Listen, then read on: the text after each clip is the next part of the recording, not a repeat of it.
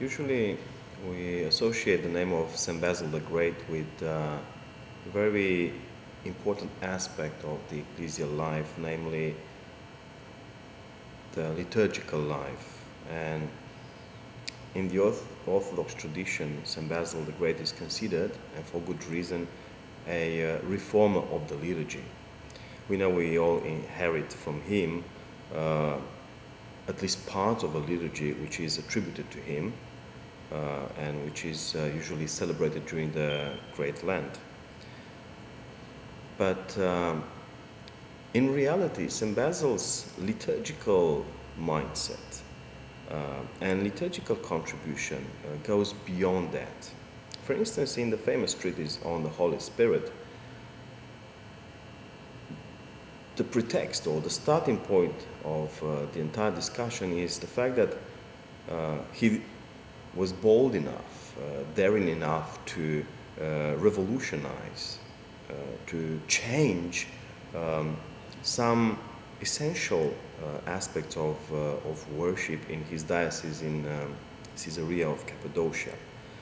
More precisely, given the context, the fact that there were those heretics called the Pneumatomachian, the fighters against the Holy Spirit, or the Macedonians also known as, who considered the Holy Spirit as inferior to both the Father and the Son, and not even a divine person. St. Basil considered the liturgy the most appropriate channel to vehiculate towards God's people a more reverent doctrine with reference to the Holy Spirit. So, what he has done was to change the wording in the customary ending of the Doxology of the liturgical prayers. So far, from the early church, and somehow inheriting a line coming from Judaism, the liturgical prayers ended with a Trinitarian doxology that sounded something like Doxa Patri, Dia tu Iou, and to Agio Pneumati, meaning glory to the Father through the Son in the Holy Spirit. This doxology of obvious Old Testament inspiration suggested, however, within that very context, historical context, a subordinationist approach. For many people, perhaps not quite simplistic minds, but for many people nonetheless,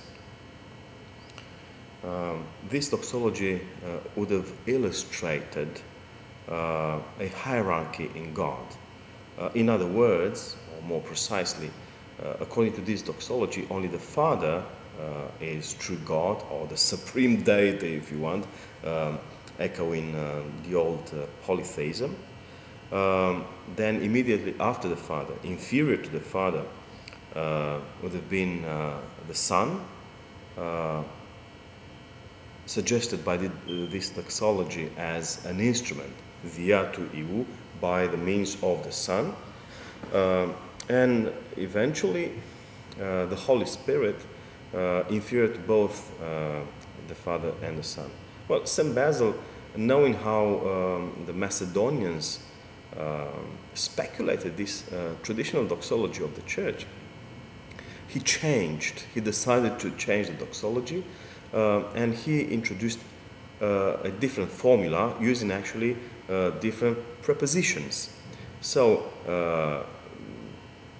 in his church, the doxology sounded something like Doxa Patri meta tu Iou synto pneumati to Agio, which is glory to the Father with the Son and with the Holy Spirit, together with the Holy Spirit, which obviously represents one of the morphological stages, the words, the doxology, that it is so familiar today, glory to the Father and the Son and the Holy Spirit.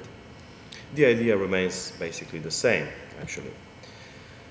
With this new doxology, St Basil wanted to illustrate the omotimia, the equality of honor between the three persons. For him, the fact that the Son and the Holy Spirit received the same glory as the Father meant, obviously, the fact that they are equal with the Father. Therefore, they are both divine persons. There is an aspect that I would like to comment on, however. The fact that the traditional doxology, Doxa Patri, Diatu Iou, and to Agio Pneumati, the old doxology which was changed by St Basil, although now it's missing in our liturgical tradition, somehow it's still present in the subtext of our liturgy.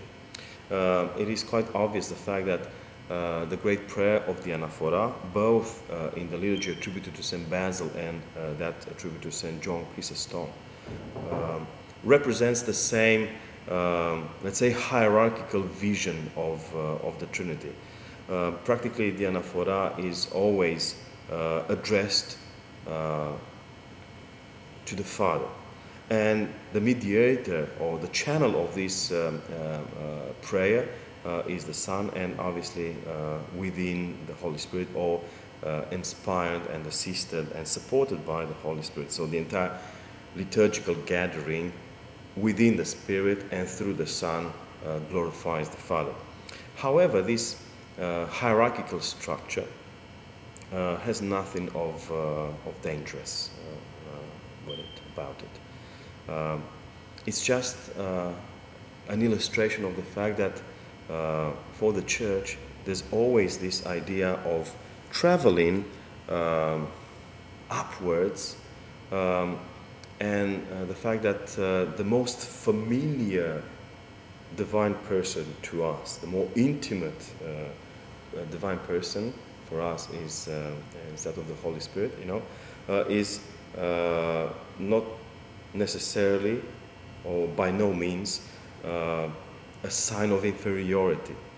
But even this hierarchical structure, I repeat, indicates the fact that for the Church there's always a matter of ascending, going up, moving upwards towards higher and higher communion with God.